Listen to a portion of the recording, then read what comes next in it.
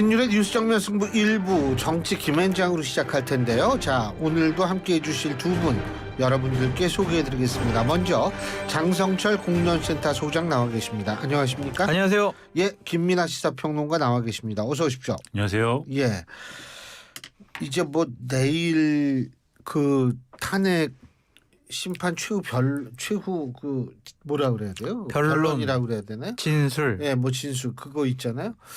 근데 뭐 어쨌든 저는 사실 개인적으로는 내일도 중요하지만 언제 결정이 내려지느냐가 더 중요한 거 아니겠어요? 저는 그래서 뭐 하여간 좀 봐야 되는데 오늘의 의뢰인부터 얘기를 해 보시죠. 장성철 소장님. 윤석열 대통령. 제가 이 얘기를 잘 꺼냈네. 네. 말씀하시죠.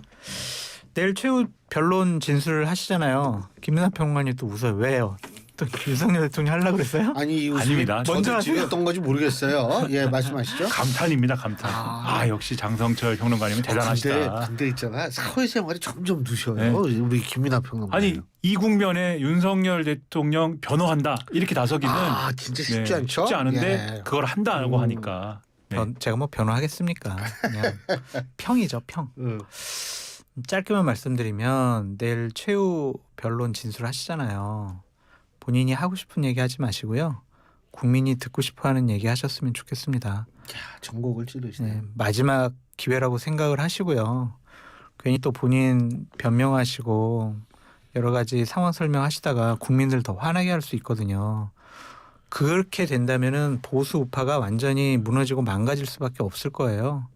그래서 제발 부탁드리건데 국민이 듣고 싶어하는 얘기를 하셨으면 좋겠다라고 부탁드립니다. 질문. 네. 개헌 얘기할까요? 안 할 것 같아요. 안 하죠? 네. 임기 단축 얘기할까요? 그런 얘기가 자꾸 여권에서는 솔솔 나오고 있는데 윤곽근 변호사는 그거는 그 사람들 생각이고 대통령은 그럴 생각이 없다라고 얘기를 하고 있거든요. 복귀해서 그것까지 간다. 근데 임기 단축 개헌이라는 것을 얘기하려면 탄핵이 기각된다라는 것을 확신해야 돼요. 그래야 내가 대통령 돼도 불안해하지 마시고요. 제가 권력 내려놓고 임기 단축 개헌해가지고 정권 이양 평화적으로 할 테니까 저 용서해 주세요. 이런 스토리로 가야 되는데 예. 그럴 생각이 전혀 없으신 것 같단 말이에요. 지금 내가 뭐 잘못했어. 개헌할 만해서 했지. 이건 말이야 탄핵소추 부당해. 이런 얘기만 하실 것 같다. 그래서 제발 그런 얘기보다는 국민의 마음을 위로하는 저번에 한번 얘기하셨잖아요. 비상계엄으로 놀라셨을 국민들께 진심으로 사과드린다고 하셨잖아요. 그 톤으로 갔으면 좋겠다라고 말씀을 드려요. 변호하시든 뭐 하시든 누구 하실 거 뭐 어떻게 하실 거예요? 책임 지세요. 아니 근데 정말 윤석열 대통령은 지금 뭐 지난주 뭐 목요일 금요일 뭐 토요일 이렇게 해가지고 과연 이제 최후 변론 무슨 얘기 할 것이냐에 대한 예상 기사 뭐 이런 것들이 막 나오는데 말씀하신 이제 뭐 임기 단축 개헌설부터 해가지고 그 얘기하면서 하야 시점을 못 박을 것이다. 물론 탄핵을 기각을 전제로 해가지고 그런 얘기들이 막 나왔습니다마는 동시에 실제 생각하고 있는 것은 지금 말씀하신 대로 윤석열 대통령이 생각하고 있는 거는 이 계엄을 선포한 것은 경고성 계엄인 것이고 뭐 여러 가지 그동안 해온 얘기들이 있지 않습니까? 거기에 상당히 또 힘을 실을 것이다. 그래서 뭐 개헌 얘기나 이런 거는 뭐 검토 중이다라는 수준의 그런 얘기다라는 뭐 그런 보도인 것 같아요. 종합을 해보면. 그런데 저는 최소한 두 가지는 꼭 어쨌든 간에 얘기를 해야 되지 않는가. 첫째는 국민들에게 어쨌든 진심으로 어쨌든 사태가 이렇게 된 거에 대해서는 사과하는 정말 죄송하다. 이렇게 말씀하는 것 정도는 정말 이게 최저한이 아닌가 그렇게 생각이 되고 두 번째는 헌법재판소의 결론에 대해서 그게 어떤 결론이든 간에 그것을 받아들이고 수용하겠다. 그렇죠. 받아들이고 인정한다라는 말씀을 꼭 해줘야 밖에 있는 이 지금 거리에 있는 이 이제 윤석열 대통령의 탄핵을 반대하는 시위대들이 있지 않습니까? 그분들도 뭐 100%는 아니더라도 상당수 뭐 수용을 하든지 뭐 말든지 할 거 아닙니까? 그래야지 어떻게 수습이 될 거 아니겠습니까? 그런 말씀 정도는 해주시는 게 어떤가 이런 생각이 들고요. 제가 이제 이 뭡니까? 누군가를 꼽아서 의뢰인을 꼽아서 이제 변호를 해야 되지 않습니까? 변호를 하는 사람은 이제 김상호 국민의힘 의원을 잠깐 변호를 할까 싶은데 이번 같은 경우는 지난번에 이 윤석열 대통령 탄핵에 반대하는 분들이 광주에서 이제 크게 탄핵 반대 집회를 열지 않았습니까? 지난 15일 날. 근데 거기에 대해서 이거는 안 된다. 사과를 하고 싶다. 그래서 이제 오늘 5.18 국민묘지 가갖고 사죄를 이제 했어요. 근데 저는 이거 참 어쨌든 국민의힘에서 최근까지 여러 가지로 제가 볼 때는 참 바람직하지 않은 방향으로 국민의힘이 왔다라고 생각을 하는데 그중에서도 이런 좀 행위를 한 것은 정말 그나마 국민의힘에서는 좀 올바른 방향으로 가고자 하는 의지를 보여준 것이다라고 평가를 합니다. 그러면 당내에서 좀 이런 방향으로 좀 움직이는 것에 대해서는 긍정적으로 그래도 평가하고 방어를 해줬으면 좋겠다 이런 생각이 드는데 김상욱 의원에 대해서 아무도 방어를 안 해주는 것 같아요. 그리고 오히려 당내에서 막 공격을 하고 심지어는 이분이 친한동훈계 이렇게 분류가 된다는데 친한동훈계 그 단체 채팅방에서는 그렇게까지 사과할 일은 아니지 않느냐 뭐 이래가지고 막 탈퇴 뭐 방에서 나가고 뭐 이랬다는 거거든요. 왜냐하면은 앞으로 또 한동훈 대표가 경선도 치르고 이래야 되는데 이게 또 친한계 입장처럼 되면은 경선에 마이너스가 되지 않겠느냐 이런 우려들이 있어가지고 뭐 그랬다는 건데 그렇게까지 해야 되겠느냐라는 의문이 들고요. 한동훈 대표가 나중에라도 이 부분에 대해서는 그렇게 할 일은 아니었다. 김상욱 의원 잘했다. 우리 함께하자. 이렇게 손을 내밀어주면 어떨까 이런 생각을 좀 했습니다. 근데 제가 궁금한 게 내일 윤석열 대통령이 어떤 식의 언급을 할까가 향후 전국에 엄청난 뭐 영향을 미칠까요? 저는 그렇게 영향을 미치지 않을 거라고 생각이 들어요. 그러니까 탄핵이 인용된다라는 예. 전제하에 말씀을 드리면 아무리 거리에서 그리고 국민의힘이 인정 못하겠어. 이거 뭐 막 그렇게 반발한다고 해보세요. 현실적으로 방법도 없고 대선을 치러야 되잖아요. 헌재 재판에 대해서 계속 딴지 걸고 불복하고 그러면 대선 준비는 어떻게 합니까? 하루 이틀 정도야 뭐 그런 소리 나오겠지만 결국에는 대선 국면으로 분위기가 확 쓸려갈 수밖에 없기 때문에 그렇게 윤석열 대통령이 이제 큰 변수가 되지는 않을 것 같다. 그런 생각이 드는데요. 네. 내일 메시지 하나만 더 담았으면 좋겠어요. 내 명령으로 여러 가지 군사적인 행위를 한 내 부하들 선처해 줬으면 좋겠다. 그들분들에게 상당히 좀 여러 가지 뭐라고 하고 싶어 하는 분들이 있더라도 좀 용서해 주시라. 다 내 책임이다. 그게 본인 명패랑 똑같은 기조잖아요. 네. 그래서 자꾸 헌재 심판정에서는 부하들에게 책임을 미루고 말귀를 이렇게 못 알아들어 막 이런 식의 얘기를 하셨는데 제발 그런 모습도 보여주셨으면 좋겠다라는 생각이 듭니다. 근데 지금 요거는 그러니까 저는 이 언급 제가 지금 말씀드린 언급은 탄핵 심판보다는 내란죄에 더 해당이 되는 거 아닌가 이런 생각이 드는데 윤석열 대통령 측의 윤갑근 변호사를 비롯한 그 변호인단들은 공수처의 수사 과정이 문제 삼겠다 이거 아니겠습니까 지금? 그러니까 압수수색 영장, 특히 이제 압수수색 영장, 통신영장 같은 경우에는 공수처도 그거는 윤석열 대통령으로 인정한 것 같아요. 근데 어쨌든 이 두 개 영장이 중앙지법에 신청을 했는데 기각이 됐고, 그래서 결국은 영장 쇼핑을 했다 뭐 이런 주장을 하고 있는데 어떻게 보세요? 그러니까 그 얘기를 언제까지 할 것인가 저는 그것도 참. 여러모로 좀 씁쓸한데요. 그러니까 이제 통신영장하고 압수수색 영장의 같은 경우에는 그 당시에 이제 중복 신청이다 이래가지고 기각한 거 아닙니까? 그리고 그것은 그 당시에는 그게 이제 실제 체포영장이나 이런 걸 신청하기 훨씬 전이지 않습니까? 그래서 그때 기억해 보시면은 그때 막 이제 수사기관들이 이거를 누가 어디서 수사할지를 놓고 상당히 분쟁이 있었던 때입니다. 그래서 검찰은 검찰대로, 경찰은 경찰대로, 또 공수처는 공수처대로 여러 가지로 혼란스러운 국면이었기 때문에 결국은 공수처가 검찰과 경찰의 수사 이첩을 요구를 하고, 근데 요 이첩을 한 것만으로는 또 이게 정리가 되지 않았다라고 또 법원이 판단해서 또 기각이 되고 이런 과정이 있었고, 그런데 나중에 가면 어떻게 되겠습니까? 이제 이 수사본부를 이 경찰하고 공수처하고 같이 꾸리는 거지 않습니까? 그래서 이렇게 정리가 되는 과정이 있었고 요 다음에 이제 영장 신청하는 거는 그 다음에 이루어진 거거든요. 그래서 시점 자체가 완전히 다른 문제이다라는 말씀을 드리고 그다음에 공수처에서 사실 이 부분에 대해서는 쭉 설명을 했어요. 그 당시에 통신영장하고 압수수색 영장 신청할 때에는 여러 사람에 대해서 여러 장소와 여러 사람에 대해서 같이 신청을 하는 것이었기 때문에 요거는 총괄적으로 서울중앙지법에다가 신청한 거였고 윤석열 대통령에 대해서 이렇게 딱 집어서 한 사람에 대해서 신청을 할 때에는 그거는 윤석열 대통령의 거주지 한남동에 대해서 서울 서부지법이 관할이니까 여기다가 신청을 한 것이지 이거를 가지고 쇼핑이라고 할 수 없다. 이렇게 얘기를 했고 그다음에 법률가들의 얘기를 들어보면 요 관할이라는 게 무슨 이게 지금 지금 법원이 무슨 삼국지가 아니지 않습니까? 위촉오가 있어가지고 위나라, 총나라, 오나라가 지금 판단을 달리하는 게 아니고 이거는 하나의 법원인 것이어서 관할이라는 거는 형사소송법 보시면은 맨 처음에 나오는 게 관할이거든요.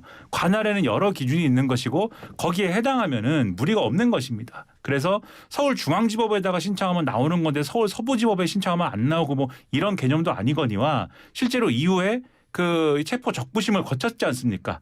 이 윤석열 대통령이 체포 적부심을 거쳤는데 거기서 사실은 서울중앙지법에다가 신청해가지고 체포 적부심을 거쳤는데 그것도 기각이 된 거 아니겠습니까? 그래서 이런 절차들을 고려했을 때 또 이제 와서 이제 요거를 문제 삼는 것은 여러모로 이유가 없다라고 해명을 하고 있어요. 그래서 계속 이 대목을 가지고 얘기를 하는 것은 저는 실익도 없고 오히려 이 여론전을 위한 어떤 그러한 주장에 불과한 것이 되기 때문에 결과적으로는 계속 혼란만 가중시킨다. 그래서 여론 주장 말고 앞서 말씀드린 것처럼 이제는 국민들을 향한 어떤 미안한 마음이라든가 그다음에 좀 이제는 결과에 승복한다라는 메시지라든가 이런 걸 내놓을 때가 되지 않았는가 이런 생각이 좀 듭니다. 뭐 같은 의견인데요. 국민의힘에서 공수처 항의 방문하면 공수처장이 생각해보니까 그러네요. 저희가 잘못했습니다. 이러겠냐고요. 그냥 이런 수사기관, 사법기관 또 헌재도 마찬가지잖아요. 계속 압박하는 모습은 결코 보수우파 정당으로서는 해서는 안 될 일을 계속 하고 있다. 이것도 과거 지향적이잖아요. 이런 모습 보이지 않았으면 좋겠다. 표에 도움이 안 된다. 그런 생각이 듭니다.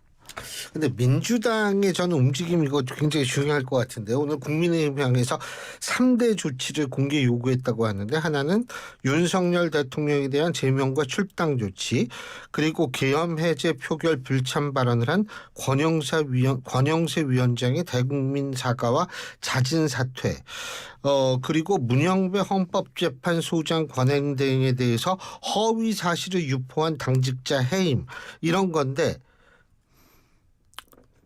정쟁이죠, 정쟁. 그러니까 국민의힘을 공격하기 위해서 민주당에서 뭐 이것저것 다 갖다 붙인 것 같은데 이거는 되치기 당할 수 있는 아주 좋은 건수를 준 것 같아요. 예를 들면은 1심에서 유죄 판결을 받은 이재명 대표를 제명해라, 출당 조치해라, 뭐 이렇게 국민의힘에서 요구할 수 있고 사법부를 이전에 공격을 한 이재명 대표 1심에서 유죄 판결을 내린 그 재판관들에 대해서 상당히 인신모욕적인 그런 공격을 한 그런 당직자들 다 사퇴시켜라 이럴 수도 있을 것 같고요. 또한 뭐 민주당에서도 여러 가지 이제 허위 사실 같은 것들 얘기한 것들을 다 종합해가지고 그럼 너희들도 책임지고 사과하고 사퇴해라. 그러니까 이게 정쟁의 수단으로만 이용될 거거든요. 그래서 뭐 이런 3대 조치를 한다고 했을 때 국민의힘이 상당히 곤혹스러워야 되는데 그러면 당신들은 이렇게 되치게 할 수 있는 정치적인 아이템을 던져준 것 같아서 뭐하러 이런 것까지 하느냐 좀 그런 생각이 듭니다. 근데 이제 뭐 그러면 당신들은 이라는 이제 그러한 대치의 방식도 국민들은 이제 상당히 이제 뭐랄까요 익숙해졌다고 해야 될까요? 아니면은 뭐 둔감해졌다고 해야 될까요? 그냥 또 그러느냐 뭐 이런 거예요. 그래서 저는 그러한 이제 대응 방식, 국민의힘의 대응 방식도 이제는 잘 먹히지 않는 국면까지 왔다 이렇게 생각이 되고 저는 민주당이 이런 거를 이제 국민의힘의 대응 방식에 대해서 문제 삼고 공격을 할 때 국민의힘이 내부적인 무슨 조치를 해라 그런 거를 얘기하는 것은 제가 볼 땐 별 효용도 없고 그렇게 할 필요도 없다 이렇게 생각을 합니다. 그래서 뭐 대국민 사과를 해라 뭐 그것까지는 뭐 이 요구할 수 있는데 나머지 무슨 뭐 출당 조치를 해라 뭐 제명 조치를 해라 누구를 어떻게 해라 이런 것까지는 얘기할 필요까지는 없고 다만 그 당에서 공식적으로 뭔가 문제 제기를 하고 있는 것에 대한 철회라든가 뭐 이런 건 요구할 수 있는 거지 않습니까? 그리고 문영배 헌법재판관에 대해서 헌재 소장 대행에 대해서 그동안 이제 공격을 해왔던 거에 대해서 다행스럽게도 논평을 낸 당사자는 이제 사과하고 당의 공식적인 뭐 이 국민의힘의 공식적인 대응은 뭐 그렇게 정리가 되긴 했습니다만 개별적인 의원들에 대한 사과나 이런 것들은 또 당의 뭐 어떤 차원에서 또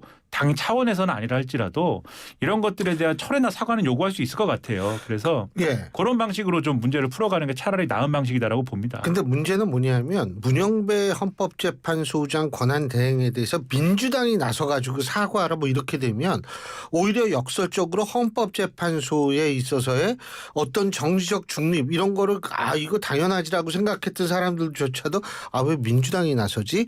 라는 효과를 준다라고 생각하지 않으세요? 그런 측면도 있어요. 얼마 전에 민주당의 몇몇 의원들이 뭐 임기 연장 법안 또 냈잖아요. 예.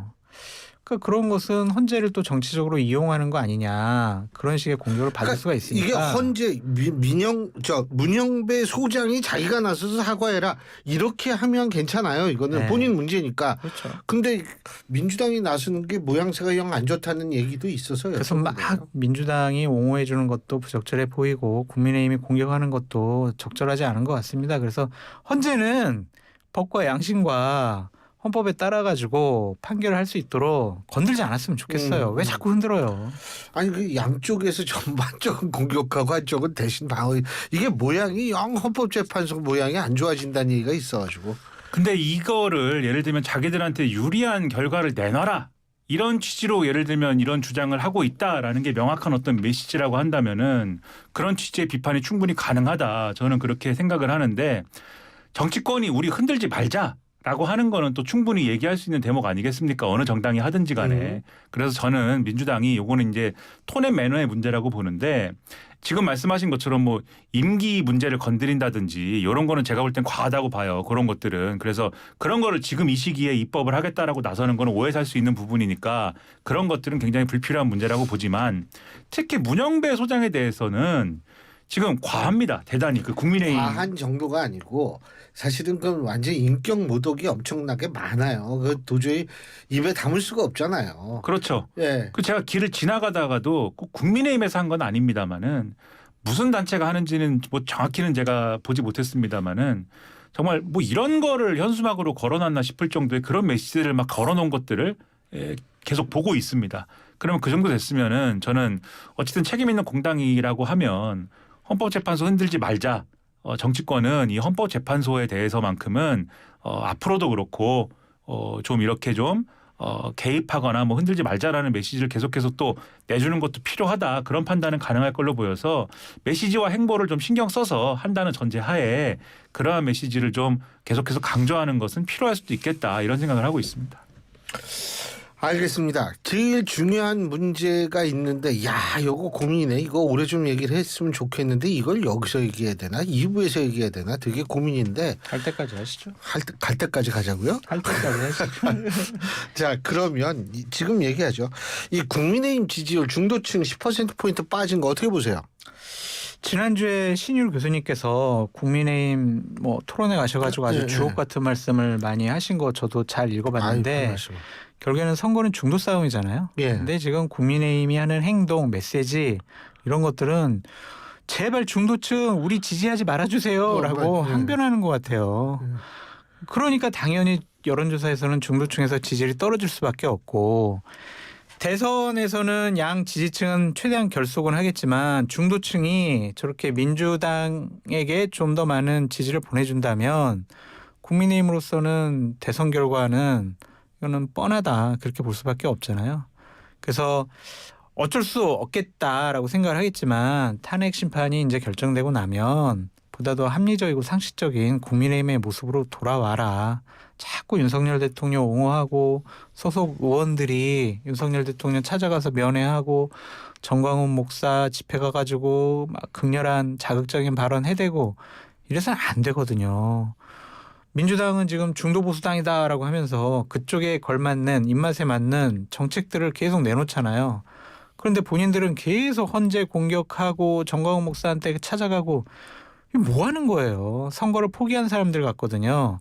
제발 지난주 신일 교수님이 얘기하신 대로 뭐. 그대로 좀 국민의힘이 따랐으면 좋겠다 그런 생각이 듭니다. 자꾸 사실 예 말씀하시죠. 그러니까 말이죠. 신일 교수님의 금과 옥조와 같은 말씀만 따르면 그 사람들이 한 귀로 듣고 한 귀로 흘려버린 것 같아. 그렇지 않아요? 근데 감히 어떻게 또 신일 교수님 말씀을 그렇게 하겠습니까? 그거 하시고 네. 예 말씀하시죠. 분명히 가슴에 새겼지만 네 이제 머리로는 했지만 가슴이 안 따라주는 상황이겠죠.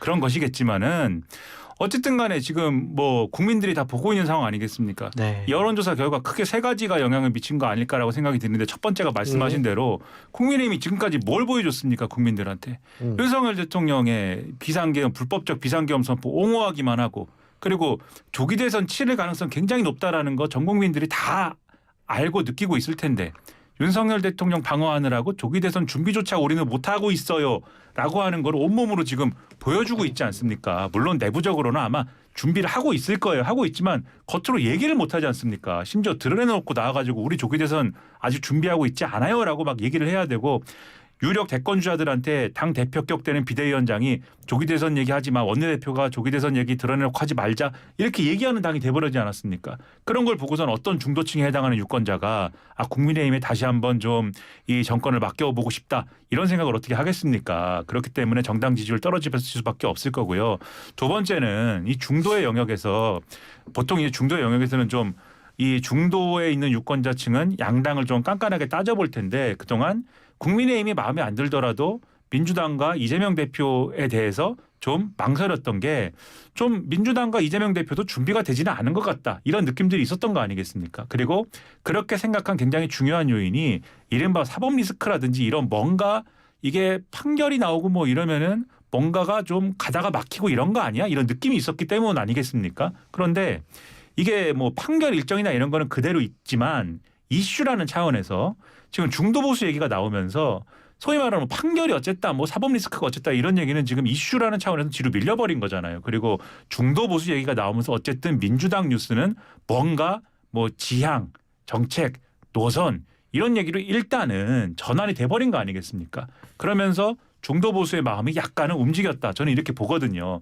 이게 뭐 꼭 중도 보수가 좋다 이게 아니더라도 프레임 전환이 된 측면이 있다. 그래서 지금 이제 중도층의 이 응답이 좀 달라진 측면이 있지 않는가라는 생각이 들고요. 세 번째는 그동안 어쨌든 국민의힘의 정당 지지율 상승 현상을 좀 뒷받침해왔던 것은 이 강경 보수층의 어떤 여론 흐름이었는데 그게 약간 좀 힘이 빠지고 있는 현상들이 좀 보여지고 있지 않나 계속 갈 수는 없는 거잖아요. 그래서 그런 것들이 그런 여론 흐름은 앞으로 좀 더 강화가 될 수 있는데 그래서 국민의힘은 이제는 좀 그동안의 대응에서 빠져나와야 될 때가 이제는 됐다. 이걸 보여주는 여론조사 결과거든요. 근데 제가 또 신문 기사 쭉 보다 보니까 이런 이제 여론조사 결과가 나오면 당내에서도 자 이제는 중도 공략합시다. 대선 준비합시다. 이런 얘기가 나올 법하지 않습니까? 그런 얘기 하는 사람이 있대요. 그런데 주류 뭐 친윤 중진 뭐 이렇게 이런 꼬리표가 붙은 분이 우린 집도끼 챙겨야 되는데 우리 지지층도 챙겨야 되는데 지금 중도 공략 얘기할 때가 아니야. 뭐 이런다는 겁니다. 그래서 갈 길이 멀다 이런 생각이 들어서 참 안타깝다. 이런 말씀을 드리겠습니다. 이런 상황인데도 국민의힘의 대응과 뭐 반응은 한심해 보여요. 오늘 아침에 최고위원 회의를 보면은 그냥 이재명 대표 중도 보수 사칭하지 말아라. 가짜 중도 보수다. 막 이런 식의 공격을 하잖아요. 이재명 대표가 쳐놓은 덫에 국민의힘이 걸려버렸다라는 좀 생각이 들어요. 그 싸움의 운동장으로 오면은 국민의힘은 불리할 수밖에 없거든요. 맞아요. 자기네들 지금 오른쪽으로 가 있는데 그 중도 보수의 진영을 탄탄하게 지키고 있었으면 이재명 대표가 이 중원으로 자신들의 영역을 확대시킬 수가 없었을 텐데 본인들이 그걸 포기해버렸잖아요. 그런데 거기서 진짜 우리가 중도 보수거든요. 이재명 대표는 가짜 중도 보수거든요. 이렇게 싸움하면은 논쟁이 붙을 수가 있잖아요. 그러면은 국민들은 야 국민의힘 지금 하는 행동이나 메시지는 극우적인 표현인데 이렇게 생각할 수밖에 없어요. 그래서 이 싸움의 영역에서 참전하는 것은 대단히 바보 같은 짓이다라고 말씀을 드리고 우리가 진짜 중도예요. 우리가 진짜 정말 합리적인 보수예요. 라고 하려면 한 방에 끝내야 돼. 한 방에. 한 방에 끝내고 정리할 수 있는 방법은 간단해요. 국민들이 상식적으로 생각하는 그 메시지를 내면 된다고요.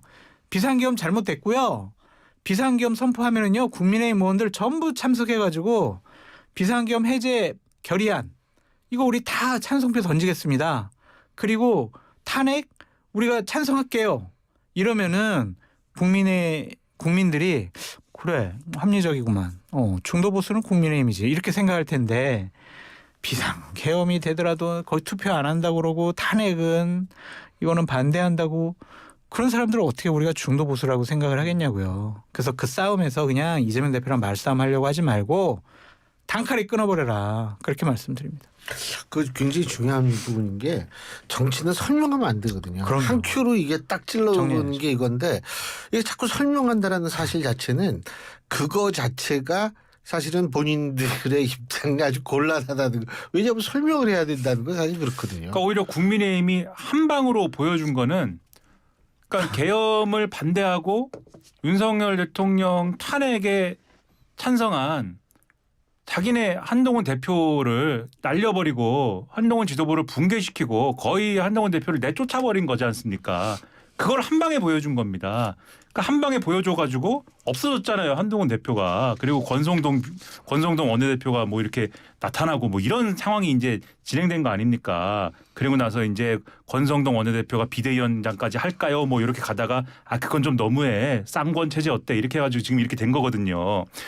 이 한동훈 대표가 그래도 책을 뭐 낸다고 해서 지금 그나마 지금 뭐 베스트셀러 1등 합니다. 이래서 친한계가 좀 그래도 희망을 얻고 있는 것이지 과연 대선 후보 경선에서 뭐 이게 잘 될까에 대한 의구심이 아직도 남아있고 뭐 이게 설왕설래하는 분위기 아닙니까? 그래서 오히려 한 방에 오히려 그 반대 쪽을 보여줬기 때문에 지금 말씀하신 대로 다른 쪽의 한 방을 뭐 완전히 반대쪽의 한 방. 그러니까 이제 와서 계엄 잘못했고 윤석열 대통령 탄핵 잘 됐습니다. 찬성합니다. 이런다고 해서 균형이 맞춰질 것이냐도 사실은 그 이전에 한 방이 너무 강력했기 때문에 좀 이게 희미해질 것이다. 그래서 한 방에 이걸 또 전화위복을 뭔가 하려면 한동훈 대표가 예를 들면은 대선 후보가 된다. 이 정도의 임팩트가 아니면은 제가 볼 땐 좀 어렵지 않을까. 네, 이런 생각이 듭니다. 왜 오세훈, 유승민은 얘기 안 하시고 한동훈 대표만 얘기하십니까? 한동훈 대표 지금 미는 거예요? 지지하는 거예요? 민다는 것의 의미도 어디서 미느냐, 절벽에서 미느냐, 무슨 뭐 어디 보트 위에서 미느냐 이런 차이가 있기 때문에 조심스러운 상황이고 오세훈 시장 메시지가 사실 중간에 좀 애매했거든요. 제가 어느 인터뷰를 보니까는 나도 그렇고 윤석열 대통령도 그렇고 좀 더 버텼어야 된다 뭐 이런 말씀도 하시고 분명히 처음에는 계엄에 반대한다 뭐 이랬는데 그래서 이런 부분은 우리 이제 유권자들에게는 아마 애매하게 평가될 것이다 이런 생각도 들고요. 그다음에 유승민 전 대표 같은 경우에는 분명히 유승민 전 대표가 또 대선 후보가 되면은 그런 평가를 받을 수 있겠지만은 이것도 참 한번 평가해볼 부분이야라는 이제 어떤 인상을 받을 수 있겠지만 한동훈 대표를 굳이 얘기한 거는 그 밤에 12월 3일 밤에 국회로 굳이 18명을 끌고 들어갔지 않습니까? 그러한 어떤 이미지의 임팩트가 있지 않습니까? 그래서 그런 것 때문에 말씀드린 거지 제가 누구를 어디서 밀고 뭐 이럴 깜냥도 아니고요. 위치도 아니고 그냥 그런 부분을 말씀드린 겁니다. 지금까지는 우리 김민하 평론가님의 또 자학적인 평론이었습니다. 예.